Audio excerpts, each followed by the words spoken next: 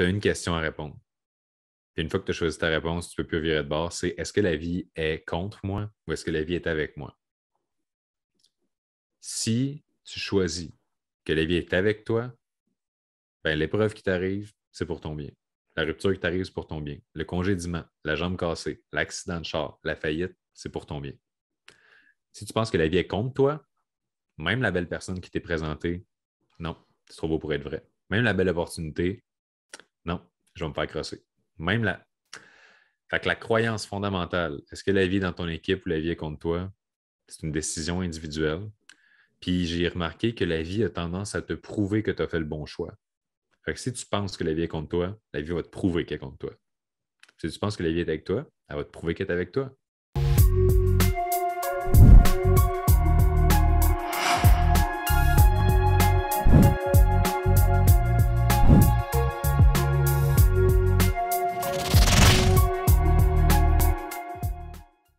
Salut Manu, j'espère que tu vas bien. Merci d'avoir accepté mon invitation au podcast. Yes, fait plaisir, j'avais hâte.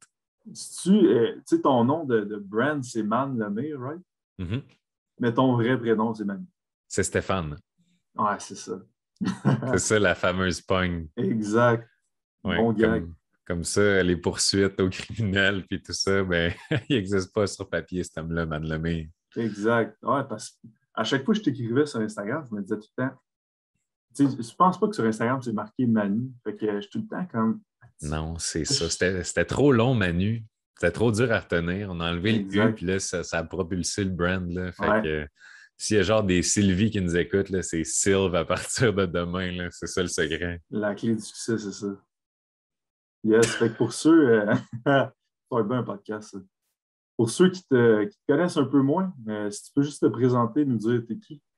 Dans le fond, je suis auteur, coach, conférencier dans le domaine leadership, croissance personnelle, croissance d'affaires. Je fais ça depuis 12 ans maintenant. J'ai commencé comme travailleur autonome, comme un peu tout le monde, par intérêt, par curiosité, puis tout ça. Puis surtout pour aller chercher moi-même mes propres ressources, pour changer ma vie à moi. Puis à partir du moment où je me suis mis à avoir des gros résultats dans ma vie, des gros impacts, ben, les gens commençaient naturellement à venir me poser des questions, me demander un peu, OK, ben, c'est quoi qui a fait la différence dans ta vie? Surtout que je ne suis pas né dans Watt, je viens d'un contexte de violence familiale, conjugale, extrême pauvreté. Fait que, tu sais, tous les critères de base pour réussir à échouer sa vie, je les avais. Donc, le fait que je m'en sois sorti d'une certaine manière, puis, tu sais, pas juste sorti, j'arrive, j'ai la tête haute, je respire, mais, tu sais, j'ai vraiment la vie de mes rêves aujourd'hui. Puis, tu sais, je dis la vie de mes rêves. Est-ce que c'est une vie parfaite? Non. Il ne faut pas se faire d'illusions non plus. Est-ce que je conduis une Lamborghini? Non. Puis, je ne veux pas de toute façon une Lamborghini, mais ça, on y reviendra. Mm-hmm. Mais, tu sais, j'ai vraiment une vie de laquelle je peux être fier, autant de par comme qu'est-ce que j'ai bâti professionnellement, personnellement, mon couple, ma santé, tout ça. Fait que c'est une question surtout de bel équilibre. Puis, tu sais, c'est rare les gens qui vont, je pense, avoir un bel équilibre. Tu sais, des fois, des gens vont très bien réussir financièrement, mais leur famille est en train de s'écrouler. Ou ils ont un corps d'acier, ils ne font pas une scène. Mais tu sais, c'est plus rare des gens qui vont être équilibrés dans l'excellence. Fait que Mm-hmm. c'est ça un peu qui a commencé, je pense, à faire la popularité de ce que je partageais sur le web, parce qu'au début, je partageais des articles, puis éventuellement, les articles sont devenus des vidéos. J'ai commencé à faire ça un peu dans le style blog. Puis c'est à partir de 2015 que tous les contenus que j'avais créés cette année-là se sont mis à devenir viraux, ont été partagés des dizaines et des dizaines de milliers de fois dans pas mal tous les pays francophones du globe. Fait que ça a vraiment propulsé mon entreprise à ce moment-là. Puis depuis ce temps-là, je fais juste grandir mon entreprise en me demandant toujours comment aider plus de gens puis comment les aider mieux. Ça ressemble à ça. Tu as commencé en 2008 Ouais. à faire ça. Euh, Pourquoi en 2008? C'est quoi, ça a été quoi un peu le processus? As-tu essayé d'autres métiers avant? Ça a été quoi un peu ton parcours Oui, entrepreneurial, si on peut dire? dans le fond, au niveau business, c'est simple. Moi, je ne savais pas que ça existait un entrepreneur. Je ne savais même pas c'était quoi. Je ne comprenais juste pas c'était quoi une entreprise. Littéralement, je viens tellement pas d'un background entrepreneurial que dans ma tête, il y avait comme le gouvernement des entreprises, puis les particuliers, ça travaille. C'était ça ma conception. Puis, à l'âge de 17 ans, je me suis fait présenter une compagnie de marketing de réseau que je ne nommerai pas, mais ça commence par A, C et N.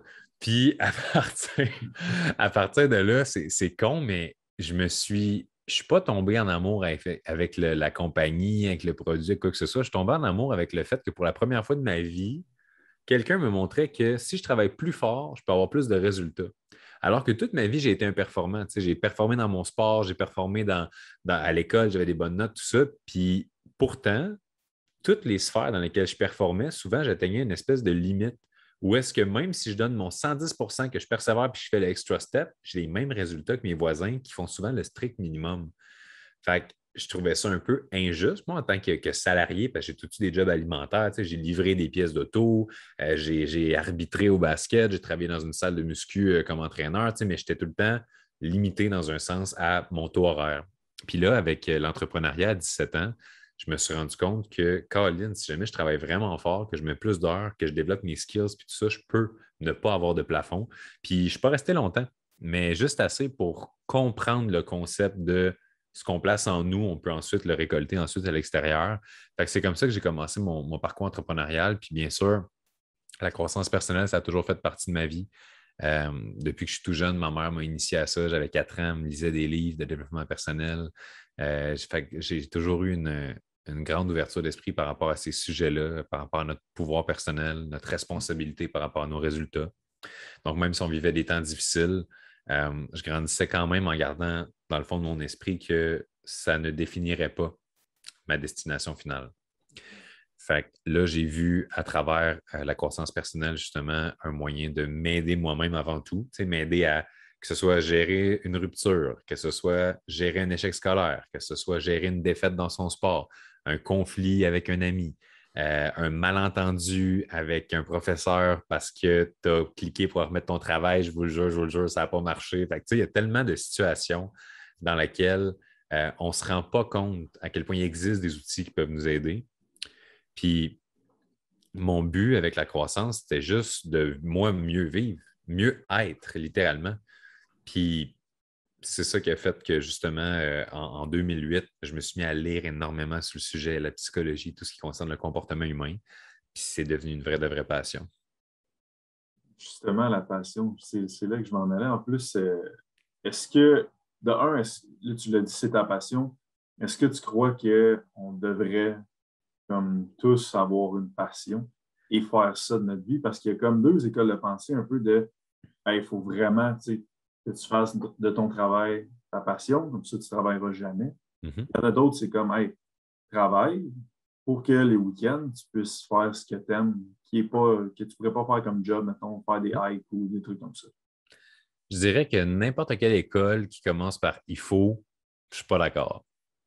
Tout le monde a sa réalité, tout le monde a ses enjeux, tout le monde a ses défis, tout le monde a sa volonté propre de faire quelque chose puis de devenir quelque chose.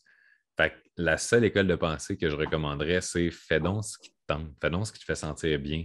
Si quelqu'un, tu sais, je parlais de ça avec un de mes mentors qui est un des plus grands conférenciers au Québec, Sylvain Boudreau, puis il disait j'adore être conférencier. Est-ce que j'aime ça, arriver d'avance à une conférence, puis installer des petits price tags sur mes livres, puis monter ma petite table? Il dit j'aille ça. Mais il dit j'adore être conférencier.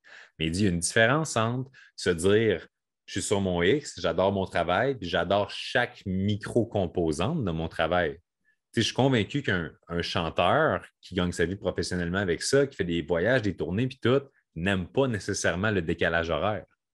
Tu sais, mais il vit quand même sur son X et sa passion. Fait que je pense qu'il faut faire une distinction d'abord entre l'illusion qu'une fois sur son X, il n'y a plus d'embûches, il n'y a plus de travail, il n'y a plus de feeling, de hustle ou quoi que ce soit. Tu peux très bien être vraiment aligné puis en cohérence avec tes forces, ta passion, puis quand même avoir envie de te péter la tête sur les murs de temps en temps. Mhm. Absolument. Je le confirme. Hmm. Mais c'est Oh vrai, oui. mais c'est vrai qu'on pense qu'un coup que tu es vraiment sur ton X, ah, ça va bien aller. Puis Hmm. il n'y aura plus de problème. Puis, tu sais, c'est comme le monde, il chase beaucoup ce X-là, Quelle imaginaire. illusion. Ouais. Mais j'ai beaucoup eu une discussion avec des gens où ce qui me disaient je ne sais pas ce que j'aime. C'est comme hey, moi, j'ai pas de passion. T'es donc bien chanceux d'avoir trouvé ce que tu aimes. Pour les gens, mettons, qui pensent ça et qui nous écoutent, c'est que as-tu des stratégies, des trucs pour les aider, ces gens-là, un peu à raisonner, à trouver peut-être de quoi qu'ils aiment. Oui, définitivement. 3 trucs, je te dirais. Premier truc, c'est le truc qui va être le plus payant pour moi, c'est inscrivez-vous dans un de mes programmes. C'est con, genre self-promo sans culpabilité. Mais il y a un de mes programmes qui dure 7 semaines, puis à la semaine 7, le thème, c'est la mission de vie, justement. Fait que tu sais, tout ce qui concerne être aligné, être en cohérence, trouver nos forces, nos faiblesses, réussir à trouver est-ce qu'on est sur notre X, est-ce qu'on va genre sustain cette passion-là, est-ce qu'il y a moyen de rentabiliser notre passion, est-ce que. Fait que ça, c'est tout à la semaine 7, puis c'est vraiment efficace, il y a des exercices bien puissants là-dessus. Mais sinon, de ce que je peux vous donner, si jamais ça ne vous tente pas de vous inscrire dans un programme ou quoi que ce soit, première ressource, c'est analyser tout ce qui est au niveau dopamine, sérotonine, toutes les hormones du bonheur, dans le fond, qui sont associées à, par exemple, faire sa passion ou de quoi, il faut se demander, est-ce qu'en ce moment, puis ça, c'est un truc, c'est comme, moi, ça a révolutionné ma vie, là, c'est de réaliser, est-ce que je me donne ces hormones-là trop facilement avec n'importe quelle petite affaire qui ne demande pas d'effort? Parce que si tu as constamment des hormones qui sont sécrétées dans ton corps parce que tu scrolles sur des réseaux sociaux, parce que tu regardes de la porn, parce que tu regardes Netflix, parce que tu es constamment en train de faire, genre, j'étais à un clic d'un feeling, j'étais à un clic d'un buzz, d'un engourdissement. Comment tu pourrais savoir que tu aimes ça, sculpter, peindre, jouer d'un instrument, courir un marathon? Plus tu t'habitues à recevoir facilement des hormones de bonheur et de satisfaction, plus ton cerveau se déconditionne à devoir fournir un effort ou de la créativité ou du temps dans le but de trouver quelque chose que tu aimes plus profondément. Puis souvent, les gens qui sont les plus passionnés, c'est rarement quelqu'un qui a trouvé quelque chose, qui l'a essayé first time, puis que instantanément, boum, c'est la méga passion, puis tout ça. Souvent, c'est des gens qui ont développé quelque chose, qui ont développé un art, une sphère d'activité professionnelle, une manière de voir la vie, quoi que ce soit, un sport, mais c'est un piège d'essayer de se dire moi, je vais comme apprendre de quoi, puis dès que je l'ai appris, je vais réaliser. Tu sais, on ne réalise pas vraiment qu'on a une passion. On plonge dans quelque chose, on essaie des affaires. Puis Gary Vaynerchuk, pour ceux qui ne connaissent pas, vous pouvez le suivre sur les réseaux sociaux, bien inspirant, il disait que genre, tu es censé être mêlé pendant un certain temps. Genre, si tu n'as pas encore trouvé ta passion, puis tout ça, puis en bas de 40 ans, c'est normal. Comme fais des affaires, va dans le monde, goûte à des choses, voyage, explore, mais fais n'importe quoi, mais faites quoi. Teste, teste, teste. C'est le meilleur conseil que je pourrais donner. Oui, 100% d'accord pour vrai, parce que, mettons, moi, j'ai commencé en tant qu'entraîneur, que je jugeais être ma passion quand j'avais, mettons, 19-20 ans. Tu sais, là, je suis plus entrepreneur, je suis plus dans du marketing. Là, je tripe vraiment plus là-dessus. Fait que c'est vraiment tu sais, en avançant, en essayant des affaires que tu te réalises, OK, non, mais ça me fait vraiment triper. Puis s'il y a du monde qui peuvent, des fois, s'auto-saboter en se disant, tu sais, il y a beaucoup de monde qui passe à côté de leur mission de l'année parce qu'ils cherchent trop leur mission de vie. Mhm. Tu sais, ils essayent tellement de trouver c'est quoi la chose dans laquelle je vais m'investir qui va faire en sorte que je vais vouloir travailler 25 ans là-dedans. Mais je ne pense plus qu'on vit dans un monde qui est fait nécessairement pour aller 25 ans dans la même chose ou du moins de la même manière. Tu sais, comme toi, tu l'as dit, ça n'a pas pris de temps là, avant que ça switche un petit peu vers le marketing, tout ça. Tu sais, moi, j'ai réalisé que, OK, j'aime tel aspect de la croissance personnelle, mais wow, j'ai écrit un premier livre, quel Mhm. buzz. Là, après ça, je vais tester d'autres choses. Je réalise qu'écrire un livre, ça me manque, je reviens à ça. Là, c'est le COVID, depuis de conférences, ça que je fais plus de programmes online. Là, je me rends compte qu'ailleurs, j'ai jamais été aussi libre, j'ai jamais fait autant d'argent. Fait que là, ça commence à être intéressant, mais là, en même temps, il y a un challenge. Tu vois moins tes clients, tu as moins d'interaction, fait que tu as moins le sentiment d'être en relation avec les gens, de contribuer, tout ça, c'est un peu plus impersonnel. Fait que là, l'aspect, tu sais, mais c'est juste, Chris, tant que tu ne l'essayes pas, tu ne fonces pas, tu ne sauras pas c'est quoi ta prochaine étape. Fait que go do something. Mhm. N'importe qui écoute ça, et qui est comme, ouais, mais moi, je ne fais pas parce que je ne sais pas, c'est faux. Tu ne sais pas parce que tu ne fais pas. Mhm. Ils ne prennent pas action. Non, c'est ça. Puis, tu sais, ça arrive souvent aussi, je trouve. Les gens, tu sais, ils vont avoir peur de prendre action, peur de sortir de leur zone de confort. C'est souvent ça aussi. Tu sais, comment, j'imagine que dans tes cours et tout, c'est clair que tu vois cette partie-là. Tu sais. Comment quelqu'un peut dire, ah, ça me fait peur, mais you know what, je le fais, fuck it. Je te dirais, la plupart des gens, c'est pas nécessairement la peur qui paralyse, c'est le fait que ce qu'il y a de l'autre côté de la peur n'est pas assez excitant. Parce que, tu sais, si, mettons, je te dis, tu sais, toi, tu es un athlète, tu as sûrement, à part la muscu, fait des sports dans ta vie. Mhm. Fait que probablement que si je te dis que tu t'en vas sur le toit d'un building, puis qu'il y a un building juste à côté, mais sont séparés par, mettons, cette distance-là. Toi, dans ta tête, il n'y a aucun doute que tu es capable de sauter cette distance-là d'un building à l'autre. Mhm. Mais il y a quand même le fait qu'on est au 6e étage. Fait que tu te dis, ah, ouais, mais dis, c'est juste ça. Sauf que là, si je te dis, OK, le gap, là, il est ça de large. On dirait 1,5 m. Là, tu sais dans ta tête que tu es sûrement capable de le faire, mais en même temps, ça commence à être plus inquiétant là, parce que si tu le manques de peu, dans l'autre cas, tu es capable de te pogner les deux bords, quoi que ce soit, là, ça commence à être un peu plus stressant. Là, si je te dis, on y va avec un 2 mètres, là, tu le sais que tu n'atterriras pas avec tes pieds, mais que tu vas atterrir en t'accrochant de même, puis il faut que tu te remontes tout ça. Probablement que tu vas me dire, fuck it, Manu, ça, c'est ma limite, je ne le fais pas. Mhm. Mais si je te dis que si tu réussis à le faire, tu as 3 millions cash. Ça vient de changer ta perception de la peur est encore là. Mais tu vas probablement le faire parce que ce que tu veux atteindre a dépassé le niveau de ta peur. Mhm. Fait que le monde, ils me disent, j'aimerais ça éliminer le fait que je n'ai pas confiance en moi. J'aimerais ça éliminer mes peurs, éliminer mon anxiété. J'aurais tendance à leur répondre, va voir qu'est-ce qu'il y a de l'autre côté de ton anxiété, de l'autre côté de ta peur, en quoi tu veux avoir confiance, puis ajoute du piquant là-dessus, ajoute de la valeur là-dessus, ajoute de l'excitation, ajoute de la drive, ajoute le juice qui va te donner envie encore plus d'aller au bout de ça. Il y a tellement de monde, j'y vois, puis me disais, hey, Manu, tu sais, ces temps-ci, là, je te jure, j'ai plusieurs clients en coaching, puis j'ai quasiment tout le temps le même échange, c'est juste un petit échange de 5 minutes dans les rencontres dans lesquelles, quand ils me disent qu'ils procrastinent, je leur dis pourquoi tu arrêterais de procrastiner si tu es déjà bien? Parce que toute la société, elle nous dit faut que tu veuilles ça, faut que tu chases ça, faut que tu en fasses plus, faut que tu performes, faut que tu fasses ci, faut que tu fasses ça, super mom, super dad, entrepreneur de l'année, nanana. Mhm. Puis là, les personnes ils arrivent au téléphone puis ils se tapent sur la tête, puis ils sont quand même Manu, je ne comprends pas, ces temps-ci, j'essaie, je ne sais pas si c'est parce que c'est l'été, il fait chaud, c'est les vacances, ou genre, j'ai plus d'invitations ou quoi, mais j'ai de la misère à me mettre au travail, puis tout. Puis je leur dis tout le temps, t'aimes-tu ta vie? Ben là, oui. OK, pourquoi t'aimes ta vie? Ben là, j'aime ça, j'aime ma famille, j'aime mes conditions, j'aime ça, je suis bien dans ma peau, j'aime mon... Je suis comme, ben pourquoi tu penses que tu n'agis pas puis tu ne te forces pas plus parce que tu es déjà bien? Pourquoi tu dirais, je me force de même pour être bien de même? Fait que pourquoi tu irais essayer de te forcer comme ça pour, dans le fond, être encore bien, ou un peu mieux? What's the point? Puis là, c'est toujours une espèce de gros breakthrough pour les gens parce qu'ils réalisent que la seule raison pour ils n'agissent pas, c'est qu'ils ne veulent pas quelque chose de concret qui les excite pour vrai de l'autre côté de la procrastination. Fait que c'est un peu le même principe pour la peur d'agir, comme tu me disais. C'est juste que ce qu'il y a de l'autre côté de la peur n'est pas assez drivant, si on peut dire ça en bon français pour eux. Exact. J'adore l'analogie du saut. C'est vraiment bon. Puis, tu sais, ça m'a fait penser, là, c'est vrai qu'on veut tout le temps faire plus, puis on se demande peut-être pas assez à quel point je suis bien réellement.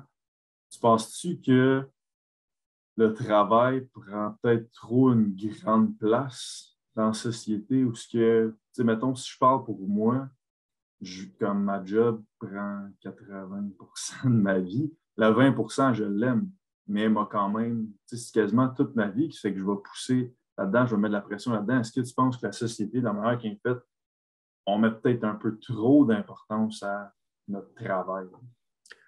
Je te dirais que ça dépend vraiment de qui dans la société. Tu sais, c'est sûr, il y a un courant de pensée en mode productivité absolue. L'important, c'est d'être plus rentable, de faire plus de résultats, de faire plus d'argent et tout ça. Je connais bien des millionnaires qui sont malheureux, misérables avec des divorces, puis c'est pas ça le bonheur. Tu sais. Fait que, est-ce que les gens mettent trop ou pas assez de temps dans leur job? Je dirais que ça dépend de ce qu'ils veulent et qu'est-ce qui les rend heureux. Tu sais, moi, je mets des fois des 60 heures par semaine, des fois, je mets 0 heure par semaine, mais c'est selon qu'est-ce qui me rend heureux, puis selon comment est-ce que je suis capable justement de trouver mon équilibre là-dedans. Parce que, tu sais, à l'époque où est-ce que je faisais 15 000 par année, puis j'étais là en train d'avoir de la misère à payer mon appart, puis tout ça, puis je me demandais comment j'allais faire, bien, for sure, je travaillais plus fort parce qu'il fallait que j'atteigne un niveau minimal requis pour ne plus sentir le manque de sécurité relié à ne pas pouvoir payer ses comptes de base.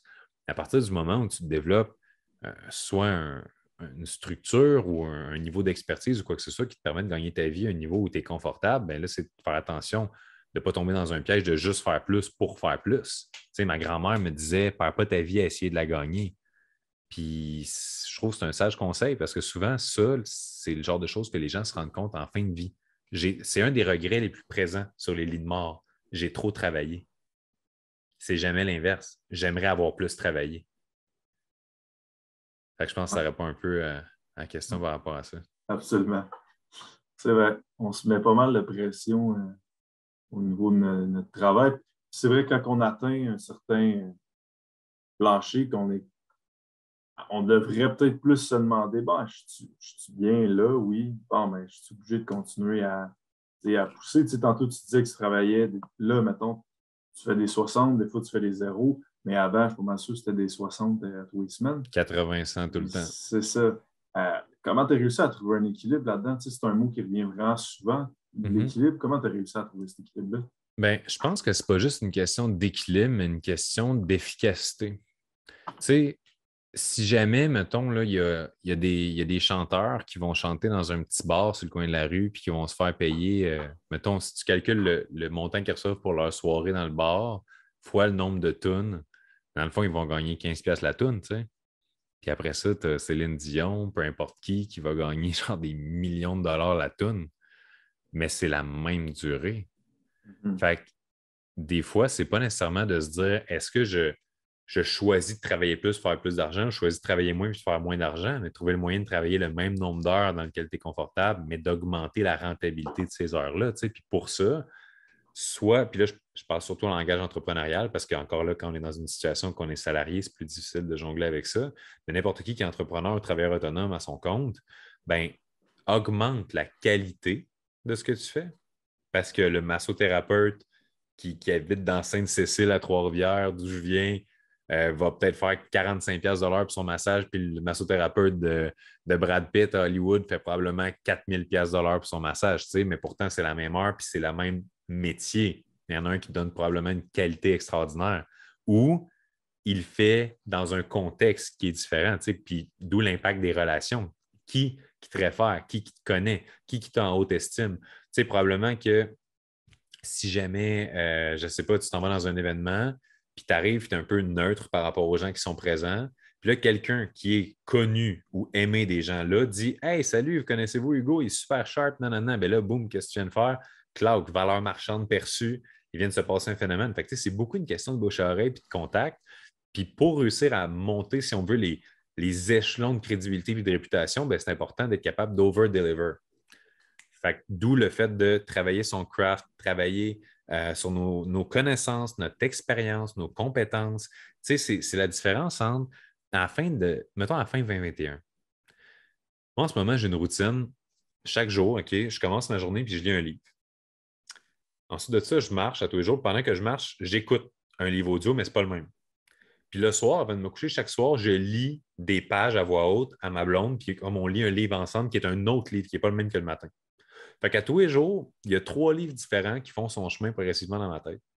À la fin d'un an, qu'est-ce qui va avoir changé ici par rapport à si je peux te raconter que Scarlett, dans tel film, elle a fait nanana, puis Johnny, puis le punch final de telle série Netflix, tout ça. Je me distrais, j'écoute Netflix, je vais jouer au basket, je le perds mon temps des fois. Mais c'est beaucoup une question de à quel point tu fais des choix conscients, tu sais. Il y a du monde qui n'écoute pas un film pour écouter un film. Il y a du monde qui écoute un film parce qu'ils ne savent pas trop quoi faire de leur soirée. C'est pas qu'ils se disent j'ai hâte d'écouter tel film, c'est le film que je vais écouter, mais qui ouvrent ça et qui se disent bon, qu'est-ce qu'on écoute? Fait que ça n'a pas le choix de donner des résultats, court, moyen, long terme, qui vont être très différents de quelqu'un qui investit dans sa tête, puis dans ses connaissances, ses compétences, puis tout ça. Oui. Fait que toi, tu as vraiment choisi, tu sais, de un, c'est que tu as acquis beaucoup d'expérience depuis 2008. Puis ce qui fait que maintenant, tu es capable de faire, OK, une semaine, je fais 0 heure. Parce que tu as bâti aussi un système, j'imagine. C'est clair que tu as bâti un système.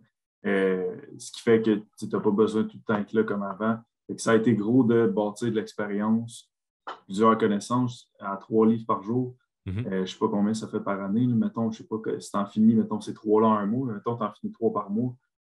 Ça te fait quand même 36 livres par année. Mm. C'est de l'info, là, pareil.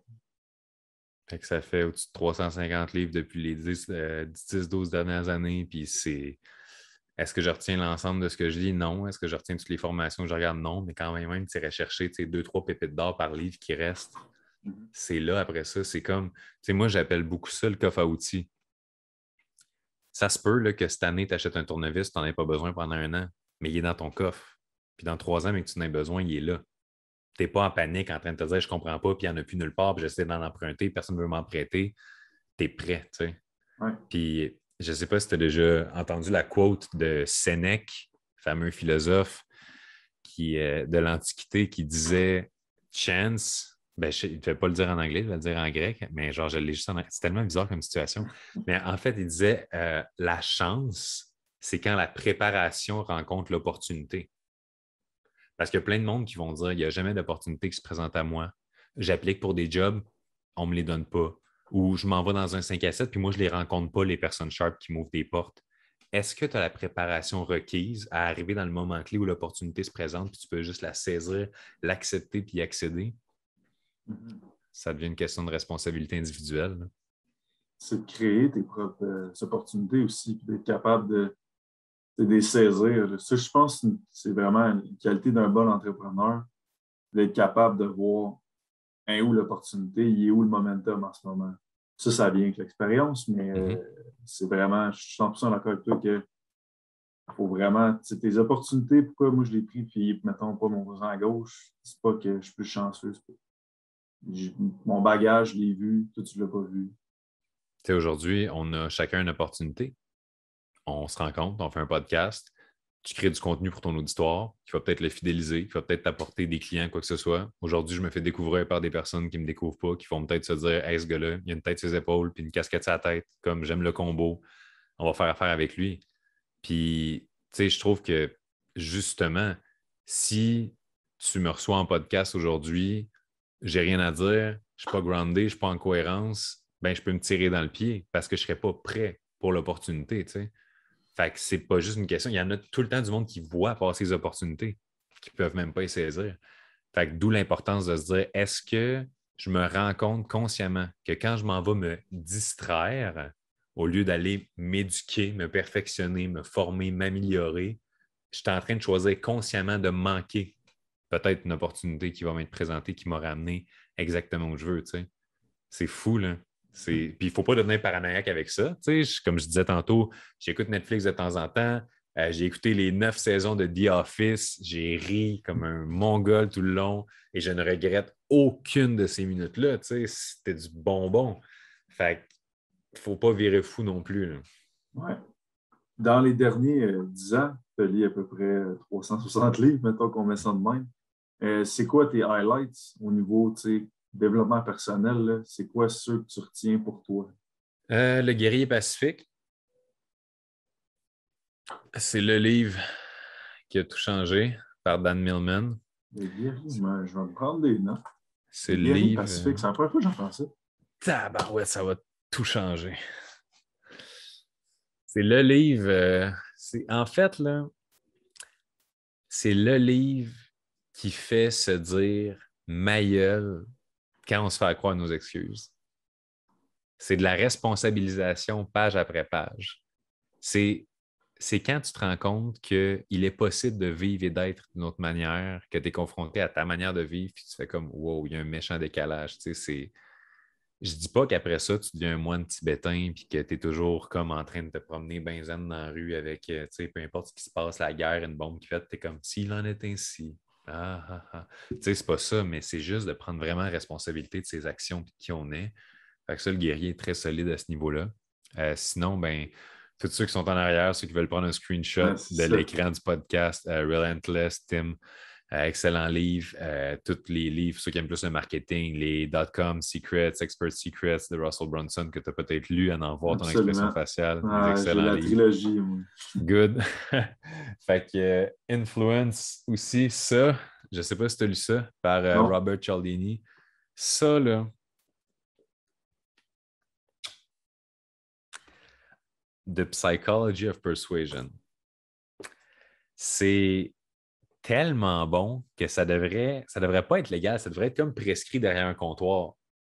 Tu sais, si tu lis ça, tu comprends tellement comment les mécanismes automatiques des humains fonctionnent que, puis tu sais, c'est le fun, il y a tellement d'études, là, la bibliographie, à la fin, là, ils montrent les sources, ça n'en peut plus finir, là, des pages de sources, c'est tellement bon.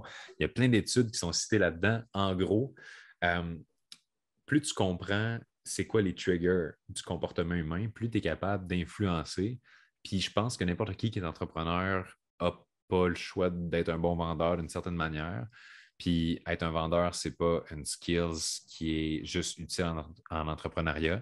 Un parent doit bien vendre à ses enfants que malheureusement on ne pourra pas aller au chalet en fin de semaine. Un vendeur, genre, peu importe, une femme ou un mari pourrait essayer de se vendre qu'en fin de semaine, c'était l'activité que j'aimerais ça qu'on fasse, puis arriver avec des bons arguments. Tu sais, la vente est partout. Puis ce livre-là, c'est pas basé, tu sais, c'est pas en mode genre juste vendre, tout ça, c'est vraiment en mode influence dans toutes les sphères, puis c'est vraiment un must, là. C'est une mine d'or, je l'ai relu comme 6 fois, c'est trop bon. Puis, puis ça donne des résultats concrets. Tu sais, si tu appliques ça dans ta business, c'est fou. Fait que je pourrais t'en nommer gros. Tout ce qu'a fait Ouais. Tony Robbins, Les Brown, Robin Sharma, mon Dieu, hey, j'en ai tellement d'autres. Au début, Brian Tracy m'a beaucoup aidé. Tout ce qui est de luck factor, tu sais, comment devenir chanceux. La chance, dans le fond, c'est une probabilité statistique. Fait que comment tu fais pour augmenter tes probabilités qu'un événement se produise grâce à des facteurs contrôlables. C'était ça aussi life-changing. Euh, c'est fou.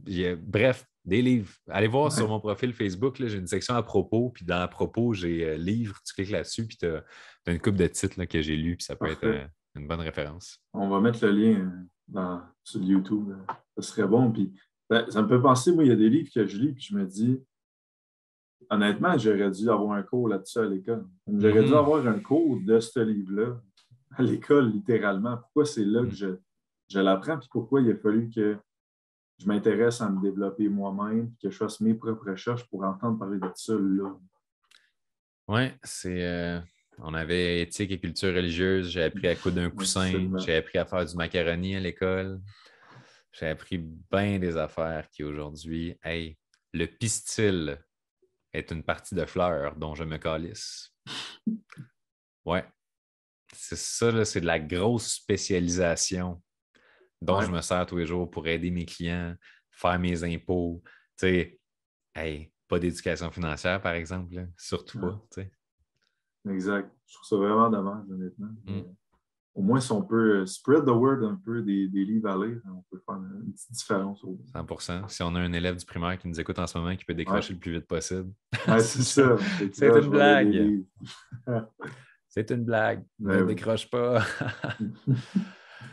Par rapport à l'entourage, tu sais, dans mon milieu, c'est souvent de quoi qui va revenir où ce que les gens sont seuls, ils mangent bien, vont s'entraîner. Mais là, il y a un nouveau chum, nouvelle blonde, plus difficile, ou juste quand ils sont avec des amis, plus difficile, même s'ils ne veulent pas nécessairement comme soit tricher ou pas s'entraîner, mais ils voient une certaine pression, ils ne veulent pas dire non.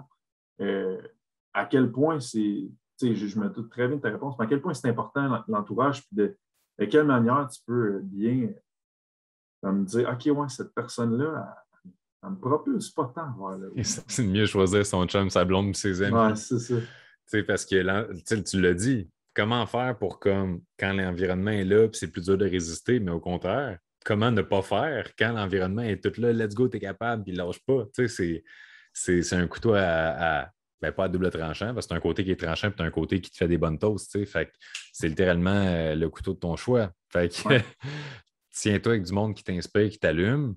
Tu sais, moi, j'aime bien comme équilibrer un peu mes rapports sociaux. Tu sais, je vais avoir une partie de mon temps que je passe avec des gens avec qui je peux avoir des conversations. On est un peu au même niveau de business. Tu sais, on me fait plus échanger, tout ça. J'ai une partie de mon temps que je passe avec des mentors, des gens qui m'inspirent, qui m'élèvent, qui peuvent me montrer le chemin. Puis une partie de mon champ, de mon temps, de mon champ. J'habite dans une ferme, ça ne ouais, paraît c'est pas. ça. Mais une partie de mon temps que je vais passer avec des gens que je peux aider, que je peux contribuer ou qui veulent tu sais, me poser des questions un peu sur qu'est-ce que j'ai fait jusqu'à maintenant pour atteindre certains résultats. Fait que je pense que c'est de doser à travers ça. Puis surtout, tu sais, c'est de protéger. Je lisais ça récemment dans mon livre audio du midi. Puis je trouvais ça tellement intéressant. La personne, elle disait, on est là à protéger genre notre argent. Quelqu'un nous dirait, genre, hey, je peux-tu te prendre 500$ puis jamais te leur donner? Puis on serait comme, t'es-tu malade? Le monde rentrerait chez vous, ouvrirait ton frigo, prendrait ta bouffe, tu serais bien insulté puis tout. Mais on est là à donner notre seule ressource qu'on ne pourra jamais récupérer, notre temps, comme si ce n'était pas important. On ne protège pas notre temps puis on protège tout le reste comme des malades. Puis c'est une aberration parce que notre temps ne reviendra jamais. Tu sais, c'est fou, là. En ce moment, on est le 12 août 2021, au moment où on enregistre ça, et puis jamais on va avoir cet après-midi-là, mais que ça est fini. Fait comme make it count, là. Mhm. C'est fou. Pourquoi tu penses que les gens, ils ne voient pas justement la valeur du temps? Parce que, mettons, en entrepreneuriat, je pense qu'on le réalise plus que comme notre plus grand asset, c'est notre temps. Mais mettons, si on parle de société au complet, les gens ne le voient vraiment pas à quel point le temps, c'est important de le passer avec les bonnes personnes, de faire ce que tu as réellement envie de faire. Tu as envie d'aller jouer dehors, va jouer dehors. C'est comme, pourquoi les gens, ils ne le voient pas à quel point c'est important comme asset? Je pense qu'il y a une bonne partie de la population, tu sais, qui travaille de 8 à 5 du lundi au vendredi. Fait que pour eux, ils voient le temps comme, tu sais, un peu comme une prison. Tu sais, je fais mon temps pendant la semaine, j'ai le droit à ma liberté soir, fin de semaine. Puis pour ce qui est des entrepreneurs, des fois, qui ne réalisent pas la valeur de leur temps, ben, des fois, c'est juste une question de est-ce que tu sais vraiment ce à quoi tu veux utiliser ton temps? Parce que comme moi, mettons, si je suis en train d'écrire un livre, puis que ben, tu sais, le téléphone ne peut même pas sortir, puis si quelqu'un cogne à mon bureau, quoi que ce soit, je ne réponds pas à la porte. Si la personne a le malheur de rentrer pareil puis je ne réponds pas, c'est sûr que je lance une brocheuse ou quelque chose. Je suis en train d'écrire. Tu ne me voles pas mon temps d'écriture. Mais en même temps, tu sais, c'est notre temps, c'est des fois, on va l'utiliser pour des loisirs, puis c'est bien correct aussi, comme je disais tantôt. Tu sais, je peux passer une fin de semaine complète avec des amis, quoi que ce soit, avoir du fun, tu sais, pendant qu'on le peut encore. Ouais, c'est ça. Puis, puis c'est ça, tu sais, c'est correct aussi. Fait que je pense que les gens ne réalisent pas la valeur du temps, peut-être aussi parce qu'ils n'ont pas eu l'environnement qui leur a partagé à quel point c'était précieux. Tu sais, si j'avais grandi dans un contexte entrepreneurial ou quoi que ce soit, probablement que je me serais fait apprendre plus tôt la valeur du temps. Tu sais, là, il a fallu que j'apprenne à travers mes mentors, des livres, des formations. Fait que je pense qu'on arrive à certains points dans notre vie où est-ce qu'on découvre une ressource ou une personne qui nous fait voir les choses différemment, comme ça a été le cas pour moi. Puis ça doit être une des raisons pourquoi les gens ne l'estiment pas des fois, c'est qu'ils n'ont juste pas encore tombé sur la personne qui leur a fait réaliser. Fait que Mhm. peut-être qu'aujourd'hui, notre conversation va faire ça pour certaines personnes. Je le souhaite vraiment. Ouais. Comment tu as réussi, tu sais, si tu peux parler un peu de ton histoire du basket, honnêtement, je pense que ceux qui ne l'ont pas déjà entendu, il faut qu'ils entendent un peu ce qui s'est passé. Tu sais, tantôt, tu l'as dit aussi, ton enfance, ça n'a pas été facile. Il y a beaucoup, beaucoup, beaucoup de gens qui me diraient: ouais, mais moi, Hugo, regarde, il y a eu ça, ça, ça, je ne l'ai pas eu facile, c'est pour ça que je suis le même. Versus toi qui es là, tu sais, t'es direct sur ton X, tu es heureux, je crois. Euh, Qu'est-ce qui fait que tu as été capable de te relever de ça et de te propulser? Je pense que c'est une grande question à laquelle il n'y a pas de réponse simple. Qu'est-ce qui fait que deux enfants avec un parent alcoolique vont dire moi, je suis alcoolique parce que mon père l'était, l'autre va dire j'ai jamais touché à l'alcool parce que mon père l'était. Tu sais, c'est quoi qui fait la différence? Il y a tellement de facteurs. Il y a des facteurs qui concernent la santé mentale, il y a des facteurs environnementaux, sociétaux, il y a des facteurs. Il y a tellement de choses. Fait que, tu sais, je ne veux pas mettre d'étiquette. Je ne veux pas dire à quelqu'un en ce moment qu'il l'échappe ou quoi que ce soit, qu'il y a de la misère, qu'il y a juste à se botter le cul parce que c'est plus compliqué que ça. Tu sais, je suis assez rough dans mon approche, mais j'ai la sensibilité nécessaire pour reconnaître qu'il y a des situations particulières. Mais qu'est-ce qui va souvent créer la résilience chez quelqu'un ou le pouvoir de se relever d'une épreuve? Ben, encore une fois, c'est beaucoup l'environnement. Tu sais, si quelqu'un a quelqu'un pour l'épauler, pour y montrer une autre voie, pour l'écouter, c'est fou, là. Tu sais, le nombre de fois, je ne sais pas si tu as déjà eu comme un break-up ou une rupture douloureuse ou quelque chose, mais tu sais, si ton ami, il est là, puis qu'il fait juste te dire ça va bien aller, puis ça, tu sais, juste ça, ça fait une différence, tu sais. Fait que peu importe c'est quoi le type d'épreuve, l'environnement va jouer pour beaucoup. Puis aussi, parce que, tu sais, s'il y a des gens qui n'ont pas la chance d'avoir un bel environnement en ce moment, je ne veux pas qu'ils pensent qu'ils sont sans issue. Fait que de soi à soi, la ressource la plus précieuse qu'on ne peut pas avoir, c'est la foi. Puis là, on rentre dans un monde qui peut être un peu touché. Je ne connais pas vos croyances. Je n'ai pas envie de partager la profondeur des miennes ou qu'est-ce que je pense fondamentalement. Mais il y a une chose que je peux vous partager, c'est que tu as une question à répondre. Puis une fois que tu as choisi ta réponse, tu ne peux plus virer de bord. C'est est-ce que la vie est contre moi ou est-ce que la vie est avec moi? Si tu choisis que la vie est avec toi, ben, l'épreuve qui t'arrive, c'est pour ton bien. La rupture qui t'arrive, c'est pour ton bien. Le congédiement, la jambe cassée, l'accident de char, la faillite, c'est pour ton bien. Si tu penses que la vie est contre toi, même la belle personne qui t'est présentée, non, c'est trop beau pour être vrai. Même la belle opportunité, non, je vais me faire crosser. Même la. Fait que la croyance fondamentale, est-ce que la vie est dans ton équipe ou la vie est contre toi? C'est une décision individuelle. Puis j'ai remarqué que la vie a tendance à te prouver que tu as fait le bon choix. Fait que si tu penses que la vie est contre toi, la vie va te prouver qu'elle est contre toi. Si tu penses que la vie est avec toi, elle va te prouver qu'elle est avec toi.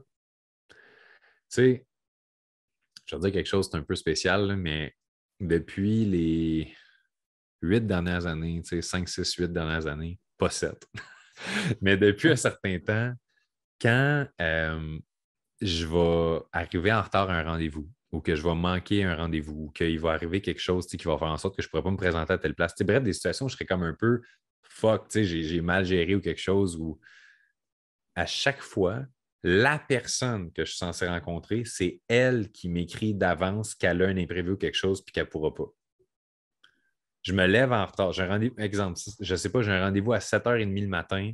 Je me réveille, il est 8h30, comme fuck. Là, je me dépêche, j'ouvre mon sel. Puis la personne m'avait écrit à 6h45, hey Manu, je suis vraiment désolé, je ne pourrais pas me présenter telle affaire. Genre, la vie me sauve le cul constamment. Ça n'a pas de bon sens. Fait que, tu sais, ça, comme je l'ai observé à un point où, comme sur des années, là, c'est tout le temps ça. Comme prenez un rendez-vous avec moi, puis vous allez voir si ça cancelle ou quelque chose. Si vous arrive de quoi, c'est parce que la vie me protège. C'est ça. Genre, littéralement, c'est bizarre, là. Puis, tu sais, je pourrais te donner tellement d'exemples de fois où des choses comme ça sont arrivées, mais tu sais, c'est hallucinant. Il y a des affaires là, de je suis censé me présenter quelque part, finalement, j'ai un empêchement, je ne peux pas y aller, puis la personne me dit hey, Manu, finalement, on ne pourra pas te recevoir, on a eu un dégât d'eau. Genre, tu sais, des affaires que tu te dis comment est-ce possible que les synchronicités soient de même?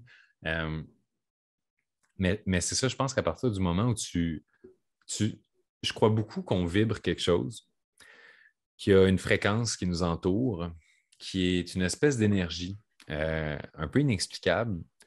Puis, tu sais, je ne rentrerai pas là, dans un chakra, dans le champ magnétique, tout ça, mais juste, on va ramener ça basic, avoir un gros sourire d'en face. Tu sais, tu te promènes, tu dégages quelque chose. Puis tu dégages de quoi qui va t'apporter une réciprocité de l'univers. Tu sais, tu te promènes de même. La vie va te renvoyer de quoi aussi. Mais au niveau invisible, est-ce que tu crois en le magnétisme? Genre qu'un aimant, ça peut attirer un métal, mettons. Mm-hmm. Est-ce que tu crois en l'électricité? Absolument. Est-ce que tu crois en les ondes radio? Ouais. C'est tout invisible. Mais pourtant, ça existe, ça fait partie de notre réalité. Avant, sorcellerie. Genre, tu fais bouger du métal avec un autre. Wow! Sorcellerie. Fait que j'ai l'impression qu'il y a beaucoup de choses aujourd'hui qu'on n'a pas encore découvert, qu'on n'a pas encore compris sur le fonctionnement du cerveau, sur le fonctionnement du champ électromagnétique des humains, quoi que ce soit. Mais la fameuse loi de l'attraction, là, je suis pas mal sûr qu'il y a de quoi éventuellement qu'on va arrêter de dire sorcellerie puis qu'on va pouvoir l'expliquer scientifiquement. On n'est pas encore nécessairement rendu là. Mais de mes observations de mes 12 ans en croissance personnelle, je peux te garantir que souvent, quand j'ai une journée de marde, je me convainc que j'ai une journée de marde puis que je suis un humain de merde. La vie continue cette journée-là d'être off avec moi. Puis les journées où je me sens comme un champion, puis ci, puis ça, c'est la journée où je ressors mon manteau d'hiver, puis je retrouve un 20$ dans mes poches, puis je suis comme, la vie est belle. Puis après ça, tu sais, hey, c'est fou, j'ai un de mes clients, là, il a commencé mon programme en novembre dernier, puis dans les 3 premières semaines, OK, il achète un billet de loterie. Puis là, il est comme, what? Il gagne 100$. Fait que là, il décide, comme la chance, il se rachète un autre billet de loterie, billet gratuit. OK, il se rachète un autre billet de loterie, 1000$. 3 billets de suite. Il n'a jamais gagné à la loterie de sa vie. Tu sais, c'est des affaires, tu es comme 3 fois de suite, c'est bizarre. Ouais. C'est bizarre. Fait que c'est rentable de s'inscrire à mes programmes. C'est ça qu'il C'est faut ça. faire. Mais Ça prendrait un petit genre de sous-titre qui c'est ça. apparaît, genre, nous n'a aucune promesse financière, aucun gain, tu sais. C'est ça. Mais dans le fond, ça revient à. Je trouve, quand tu décides, c'est une décision de voir la vie comme ça, de te dire, hey, elle est là pour m'apprendre, puis que ce soit bon ou mauvais, elle est là avec moi, ça rend la vie moins lourde et dramatique parce que quand il t'arrive une rupture, comme de parler tantôt, ça reste que c'est pas facile. Là. Tu te fais pas que c'est là, puis t'es comme, ah, c'est là pour m'apprendre, fait que je te heureux en tabarouette. Là, c'était pas de même, mais ça reste que t'es capable. Moi, vraiment, que tu es capable de voir un peu de ça va m'apporter d'autres choses, ça dédramatise énormément les situations malheureuses qui peuvent arriver. Puis c'est de se poser la question, tu sais, je dis souvent ça à mes clients parce que je me le suis dit souvent d'abord, tu sais, puis ça m'a beaucoup aidé, mais le fameux jusqu'à quand? C'est tout ce qu'on vit, là, puis qui est comme une tonne de briques d'en face de je voulais pas ça, c'est injuste, je souffre, la vie est un calvaire, quoi que ce soit. OK, tu es dans cet état-là. Jusqu'à quand? Genre, est-ce que tu te donnes 2 semaines comme de semi-déprime, la vie est un nonsense, puis genre je capote? Est-ce que tu te donnes 3 mois? Est-ce que tu vas rester genre misérable forever avec plus aucune croyance, espoir, quoi que ce soit, que la vie peut être belle, puis que les gens peuvent être heureux, puis quoi que ce soit?